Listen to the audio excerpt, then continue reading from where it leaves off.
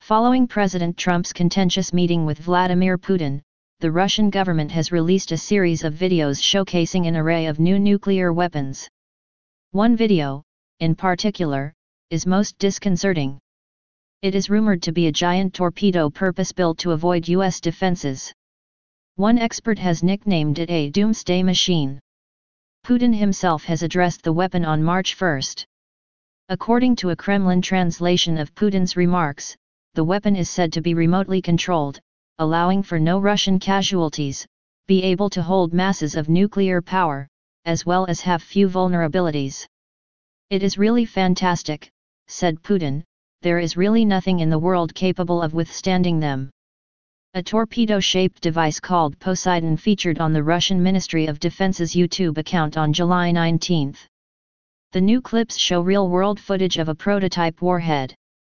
Defense analyst H.I. Sutton believes Poseidon could measure in at about 2 meters, 6.5 feet, wide and 20 meters, 66 feet, long, rendering capable of holding great nuclear power. In 2015, the Russian government released diagrams of weapon that looks eerily similar to Poseidon, which suggested the weapon would be capable of carrying a 50 megaton nuclear bomb, which is about as powerful as Tsar Bomba, the largest nuclear device ever donated.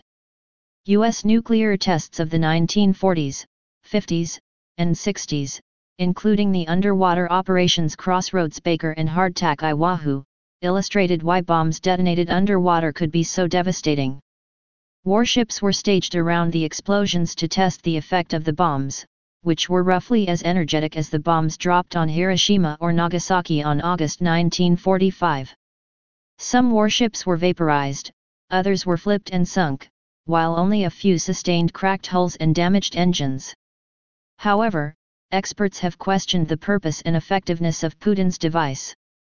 While it could potentially create a tsunami, if detonated above ground, the effects could be far more destructive and widespread. There is also no guarantee that tsunami would occur, especially as the bomb would be detonated miles from shore and waves lose energy as they approach land, meaning it would be a waste of a nuclear bomb and a significant amount of money for Russia. While the reports and leaked videos and images portray a terrifying doomsday machine, it is still unconfirmed whether Putin has developed this weapon of mass destruction or not. We really don't see any other use. In 2015, Jeffrey Lewis, an expert on nuclear policy at the Middlebury Institute of International Studies, wrote an article saying there wasn't speculation that the underwater bomb might be salted, or surrounded with metals like cobalt, which would drastically increase the radius of fatal radiation levels from fallout for at least several months, or possibly even decades. However, if detonated underwater, the vast majority of the fallout or source term will never escape the water as airborne particles. Whereas, if it was dropped on land, almost 100% of the source term would end up on the land, and so the devastation from a salted weapon detonated on land would be far worse than that of a weapon detonated below the water, salted or not. To Lewis and many other nuclear experts, it doesn't really matter whether the rumors are real or not, and Russia really has this kind of weaponry. Simply announcing to the world that you find this to be a reasonable approach to nuclear deterrence should be enough to mark you out as a dangerous creep, Lewis said.